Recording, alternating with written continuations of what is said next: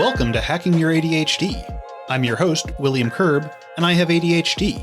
On this podcast, I dig into the tools, tactics, and best practices to help you work with your ADHD brain. Hey team, this week we're being joined by Ying Deng, known as ADHD Asian Girl across social media. I was able to get to know Ying a bit recently at the International ADHD Conference, and I thought she'd be a great guest for the show. So meditation is something that I've wanted to discuss on the show for quite a while now, but it's also something where I know I have gaps in my knowledge. So I thought this would be a great chance to have that discussion. In our conversation today, we get into what mindfulness and meditation actually is, and about some of what it isn't, because meditation often has quite the inaccurate image from popular media.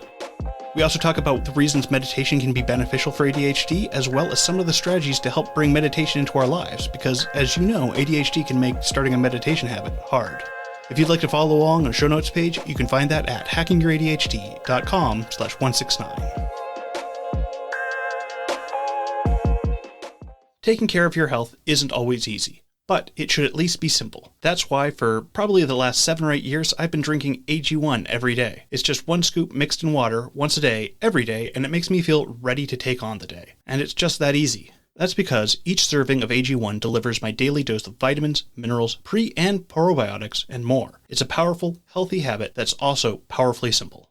And I know that with my ADHD, it can be really hard to keep up with those habits that support my day. With AG1, I know I'm getting essential brain, gut, and immune health support with vitamins, probiotics, and nutrients from whole foods. I like to think of it as nutritional insurance. It's the way I know I'm covering my nutritional bases right from the start of the day. Even when I'm traveling like I did recently for the International ADHD Conference, it's easy for me to follow through with my intentions of giving my body what it needs with those AG1 travel packs. If there's one product I had to recommend to elevate your health, it's AG1, and that's why I've been partnered with them for so long. So, if you want to take ownership over your health, start with AG1. Try AG1 and get a free 1-year supply of vitamin D3, K2, and 5 free AG1 travel packs with your first purchase exclusively at drinkag1.com/ADHD. That's drinkag1.com/ADHD. Check it out. Before we get started, I wanted to let you know about Brendan Mahan's parent coaching groups. Just a couple weeks ago, I had Brendan on the podcast to talk about his 9 parts of transition model. I really thought that was a great episode, and if you haven't heard it, I'd recommend checking it out.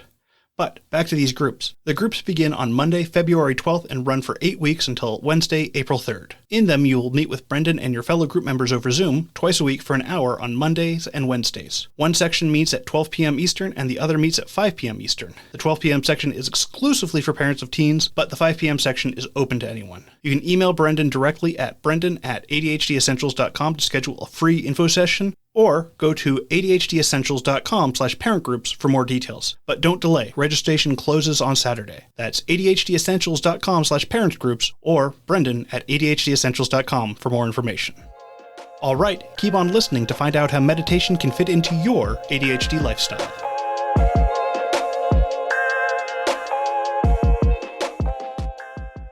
I'm so glad to have you here with us today. We're going to be talking about some meditation things, but can you give a quick introduction for people? My name is Ying. So for the listeners out there, I'm on all social media with handle ADHD Asian Girl. So I got a late ADHD diagnosis in my 20s. So now I'm an ADHD coach. I'm also a meditation teacher. That's really what I do. So I'm really passionate about making meditation more friendly for ADHD folks. Awesome. Yeah. I should add on that we got to meet each other at the ADHD conference. We were on a panel together. It was a lot of fun. And we ate pizza together.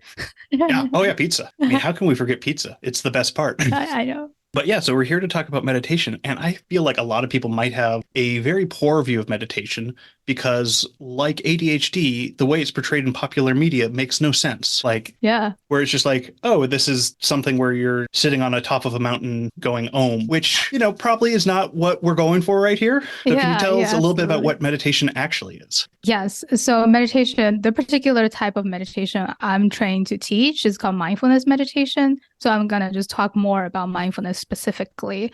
The mindfulness really is a type of paying attention, a type of awareness that usually associate with spaciousness, curiosity, openness, accepting to the present moment.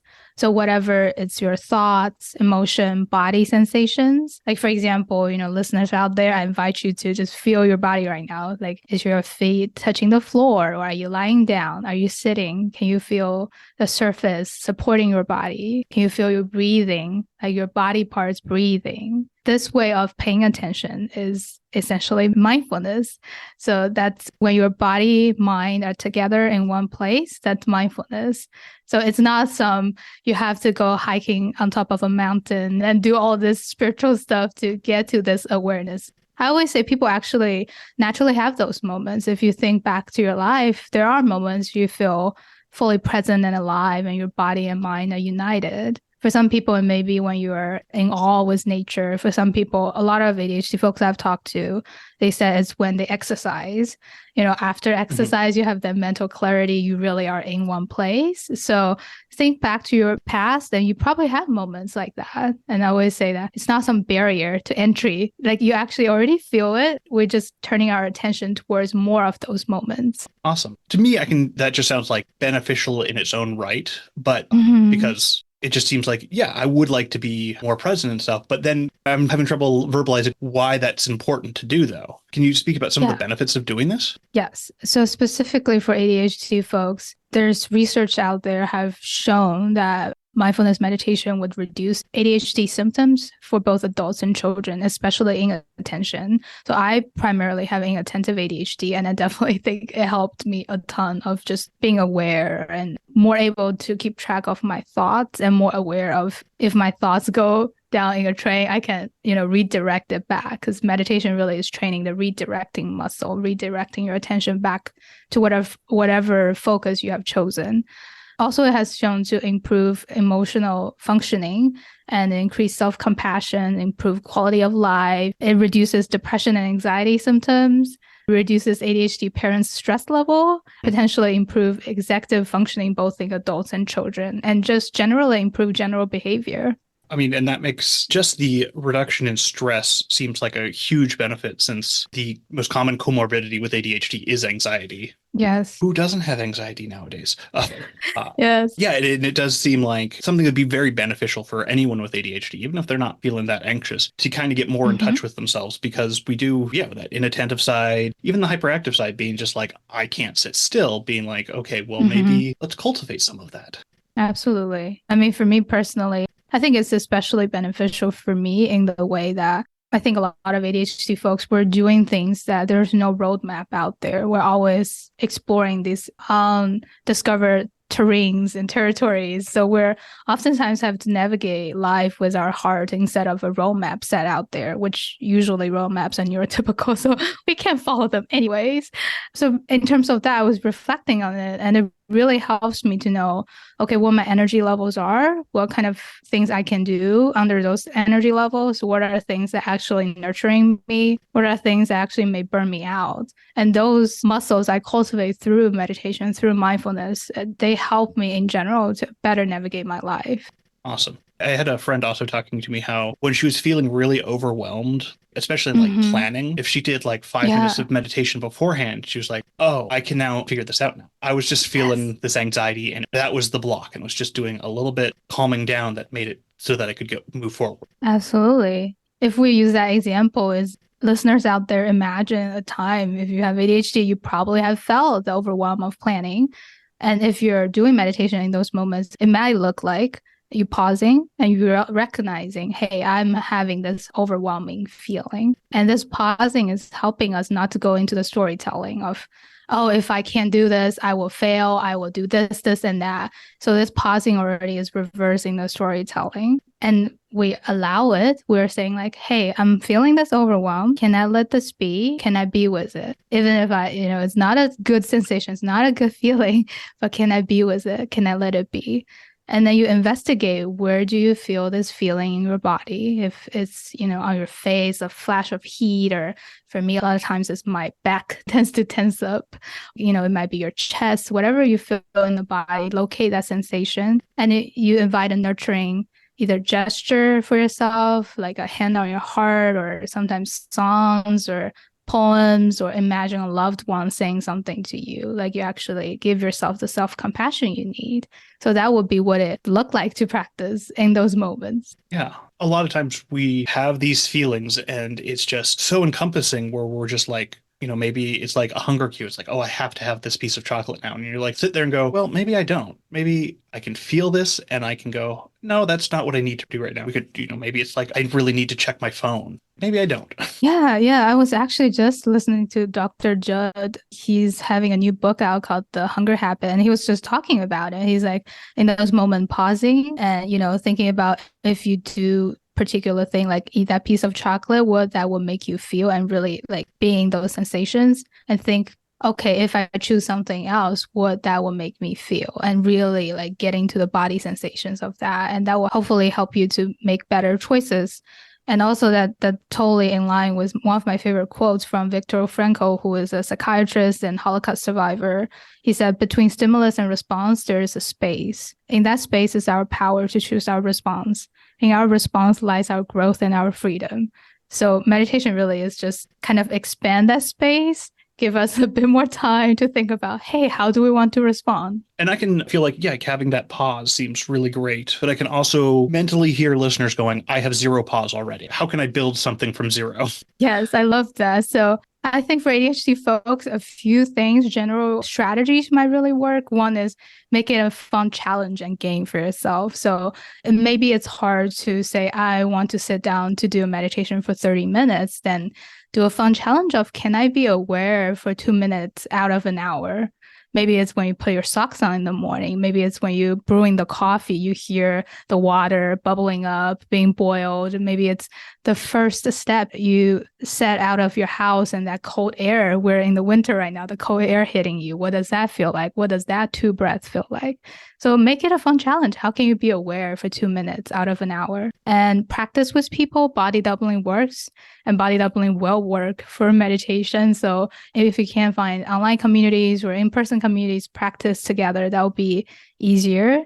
Curiosity, we're naturally curious. So use a lot of the curiosity, invite that in the meditation. I'm like, I wonder if I can try this new meditation style and use that variety to excite us, to design a menu for ourselves. It doesn't have to be sitting there with no music, no nothing for 30 minutes. I oftentimes rotate through unguided meditations, guided meditations. I sit outside when I can with nature, because nature actually has a lot more stimulus compared to when I'm sitting inside.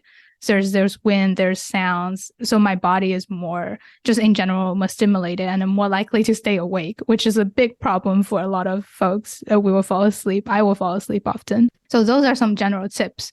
Whatever that has helped ADHD folks to cultivate other habits, those hacks most likely will work with meditation as well. Awesome. Yeah. Because it's not about doing the big gesture here. No. It's the building the practice through small increments. Absolutely. Yeah. Yeah, I see a lot of people that they're like, I have ADHD, I can't meditate, so I don't see why. But it's, yeah, just go for, well, if you can't sit still for 5 minutes, can you sit still for 2 minutes or a minute or 30 seconds? Exactly. My analogy of cooking, I will bring it in. So for me, when I start to learn sourdough baking, I have to be very strategic and think about, can I first really learn a very basic bread well? And then, increase the difficulty. It's the same thing with meditation of, yeah, if 5 minutes is too much, let's start with 1, try 2 minutes, 3 minutes, and just slowly increase that muscle. As well as if sitting still is not helping you, then do movement. There is walking meditation, people walking nature, as well as I personally use movement a lot as a transition from my day-to-day to the more meditative pauses. So I will use yoga, stretches, or shaking to get that excessive energy out so I can help myself transition into, I can sit down and actually meditate. And there's mindful movements out there that you just do the movements as your meditation. So there's tons of varieties out there. Yeah. And there's also to speak there's multiple types of meditation as well. Like we were talking specifically about mindfulness, but I know there's transcendental, which is probably a little bit intense for most people starting, because I understand that's more of the hour-long meditations and stuff. There's also loving kindness and, well, how about we tell people about, because I think that's one's really great for just cultivating that good feelings. Yes. So that's what goes back to what we talked about mindfulness, the 2 different aspects. One is awareness and one is loving. So other than training the concentration and paying attention in this very specific way, with the loving part, there's a whole swath of heart-oriented meditation, loving kindness meditation, joy meditation, stuff like that. The most common one people know is called metta, which is loving kindness meditation. It's when you have a sincere wish for yourself and others to not go through suffering and to live their life as peaceful as possible and not go through suffering. A lot of times people, and me too, I would do my metta loving kindness meditation towards the end of my practice. So, I will be like sitting there for a while now, and I will end my meditation with, I wish all beings in the world live life with as little suffering as possible, things like that. And it takes time. It cultivates. At first, I was like, this sounds fake. Yeah. I would even have thoughts in my head. Like, I have doubts. I'm like, that sounds kind of fake. But the more you do it, the more you just orient your heart towards that loving, open heartedness towards yourself and towards others. Yeah. And I think that's that point too, that you might not see results immediately. No, yeah. Which absolutely. is very hard with ADHD. Yes, it does take time. I remember when I was in grad school and doing meditation of body scan, I'm like, am I doing this right? They're saying like, oh, imagining light filling your whole body, body scan your foot and all the way up to your head or other way around. I was just like, am I doing this right? But it's kind of like learning any new skills, like thinking back to when you first learned swimming or riding a bike. It takes time. It just takes a little time for that muscle to build. Yeah. Do people have do we have a sense of like how long it might take someone to like see any results rather than them just being like, because I know when I've done meditation in the past, I don't currently have a practice, just have fallen out of the habit. And now I'm going to be like, well, I need to do that again. It can feel like, why am I doing this? This isn't doing anything. Like, do we have a sense of how long it would take for people to kind of get that feeling of, hey, this is making a difference? Yeah, so the best I can think about in this particular case, I'm thinking about a study about meditation practice specifically for ADHD adults, I believe. What they did is they did an 8-week courses. So it would be 8 week of 90-minute session courses. And they start to feel result after 8 weeks. Even within the 8 weeks, towards the end, they start to really feel the result of it. Okay, so it is something that people are going to have to put in more than just, being like, I'm a week in. So, and I think that's an even better reason to be doing this with some sort of accountability, because absolutely. Yeah. But also being like, hey, we're going to do this for a number of weeks. That makes it much easier. Yes. And yeah, I actually will be offering courses later this year. I will offer 2 courses of introduction to mindfulness courses. And since, I'm still in teacher training, so most likely those would be free or donation based. So people out there, if you're interested, you're welcome to join. And yeah, I personally find being a community really helps. I actually work for a mindfulness startup. That's how much I believe it. So that's just me. Yeah. Yeah. I mean, because it is, it's really funny to describe mindfulness as being hard when really it's like very, very easy to do. But it's the executive function of making yourself do it that's hard. Yeah, I think it's simple. Like the practice sounds simple. There's very concrete steps you can do. But it's hard in the sense it's going against what our modern society is wiring our brain to do. Like all of the phone and technology, they are trying to get our attention and they're trying to get us, focus on a bazillion things at the same time. So yeah, we're going against the grain in a way. So that actually gets me excited because, my ADHD flavor is more like, I'm going to be rebellious. So like that becomes part of my motivation. Yeah, I can definitely see that. Simple does not always mean things are easy. And there's a lot of planning steps that go into it. Like, when am I going to be doing this? How am I going to, what's going to be the trigger for me to get going on it? Like, because there is a lot of executive function on the back end of like how I'm going to make time for this in my schedule, because like many things in my life, it's easy for me to just not do because I don't think about doing it because I'm busy with other stuff. Yeah, absolutely. That totally makes sense. So for me personally, I have a few go-tos. Like I have like high, medium, low energy ways of doing meditation. Like if I have a really good day where I really just on fire with meditation, I usually do a pretty long sit down meditation practice. Usually in my office, if the weather is nice, I'm outside, like sitting on my deck because I love that. Medium energy way of doing it may look like I will lean more heavily on a guided meditation. I should say the high energy one, I usually am unguided. I'm just listening to music and just really doing the practice by myself. The medium energy version, I usually lean on a guided practice, maybe 15, 20 minutes guided practice. That would be my medium energy way. And low energy way, yeah, sometimes I'm just like, I'm walking in nature and I'm like specifically paying attention to my body walking or, visuals and sounds, or I'm having the go-to meditations of like, yeah, I'm letting my dog outside of the backyard so she can does her business. And I'm just doing a little walking meditation and doing metta at the same time of wishing all beings have as less suffering as possible. So I build into different versions for myself. And I fully recognize all different versions are welcome. I'm not bashing myself when I'm on the low energy days. I think that's what's important, is not self-criticize when you can't do the high energy version all the time. Yeah, and I think that's an important thing for us to recognize, is that, hey, we can do this in a way that's going to work for us on that day, because we're not always going to be at the same energy level, ability to focus, ability to go of our thoughts and stuff. Yes, yes. Well, that's actually brings to an interesting point of what meditation is not. We're not actually trying to get rid of thoughts. What we're training is redirecting, is, imagining your sky and all weathers just come and go and you can hold it all. There'll be sunny days, like, good thoughts. There will be rainy days, like anxious thoughts or worry thoughts or fear thoughts. They come and they go. We redirect to this spaciousness that holds it all, and instead of being entangled with any particular weather or any particular thoughts. Yeah, that makes a lot of sense to me. Yeah, and approaching it from that, like, non-judgmental, I'm having this thought. Thought does not make me a bad person. Exactly. I don't have to focus on it. Or it's like, I was thinking of letting go thoughts in the sense of like just that cloud floating by. Watching it. Yeah. Yeah, fleeting by. Exactly. I actually experienced that a lot when I first started meditating. I was hyper aware. I was a very judgmental person. But now looking to that statement, I would say like, in those moments, I just had thoughts of judgment. I wouldn't label it as I was a judgmental person. Mm-hmm. And then the next step would be, how do I feel compassion for myself? Even I would judge myself for judging other people. So yeah, that's why you need both loving and awareness. Because if it's only awareness, wow, I was really aware that I was a judgmental person. Yeah, I've been there. Yeah, it's just like, I'm aware of this. Let's fix it. And I was like, no, that's not what, we're not here to fix things. Yes, yeah, exactly. Yeah, so I guess that also brings up the idea of like, are there like wrong ways to meditate? Oh, that's a good question.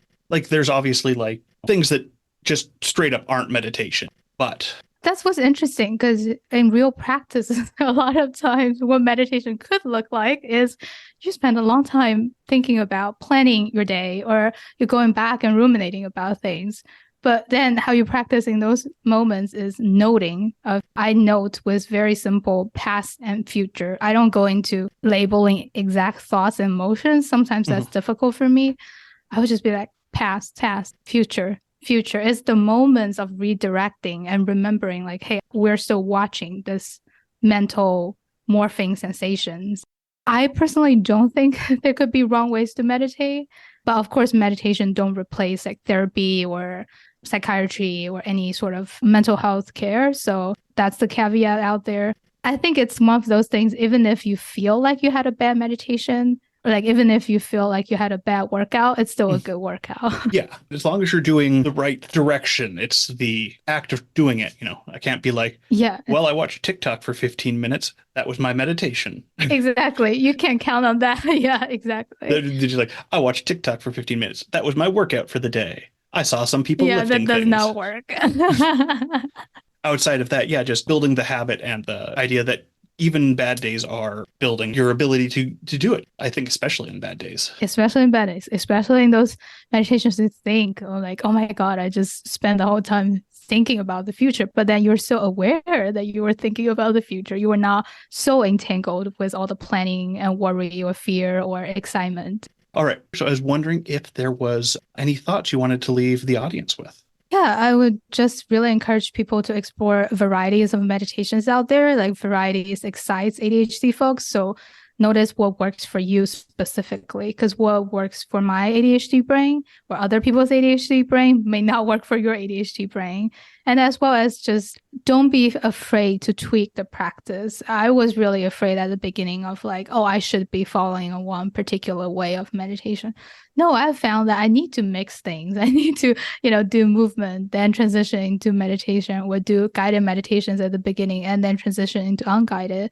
So try things out, tweak things, and see what works for you, and use all the hacks that will help you build other hobbies and habits, and using those hacks for meditation. All right. And if people want to find out more about you and more about meditation, where should they go? Yes, you can find me at ADHDAsianGirl.com. I have my meditation page there. I have some meditations on my YouTube channel, also at ADHD Asian Girl. And like I said, I will be offering courses this year, so people stay tuned. I will hopefully reach out to Willem and then offer more information in the future. Awesome. Well, thank you so much for coming on the show. I'm sure people will really get a lot out of this. Oh, thank you so much for having me, Willem.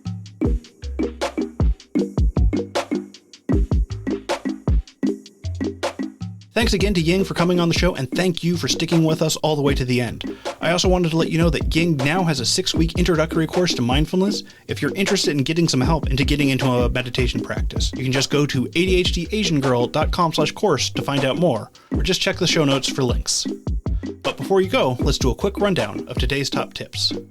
1. We can engage in mindfulness during daily activities like putting on socks or brewing our coffee. By focusing on sensations and what we're feeling, we can work on being present in the moment and building up that mindfulness muscle. 2. ADHD can make it hard for us to build our practice, so we can mix up our routine with guided and unguided meditations, sitting outside to connect with nature, or engage in mindful movements to cater to how we're feeling on any particular given day. 3. We don't need to meditate for long periods of time. And if we do find that challenging, we can start with shorter, more manageable sessions and gradually increase the duration as we build up the habit. 4. Body doubling can be a great way for us to get into a meditation practice. Partner up with someone or join a community for meditation sessions to make the practice more engaging and keep you accountable. All right, that's it. Thanks for listening. I'd love to hear what you thought of this episode. Feel free to connect with me over at hackingYourADHD.com/contact. If you'd like links or to read this episode's transcript, you can go to the show notes page at hackingYourADHD.com/148. If you'd like to support the show, the best way to do so is to tell somebody about the show, especially if you think they'd like a particular episode. Just click the share button on your podcast player and send it over to them. Or you can consider supporting me on Patreon. Just go to hackingYourADHD.com/Patreon to find out more. And now for your moment of dad. What did the French chef give his wife on Valentine's Day? Of course, a hug and a quiche.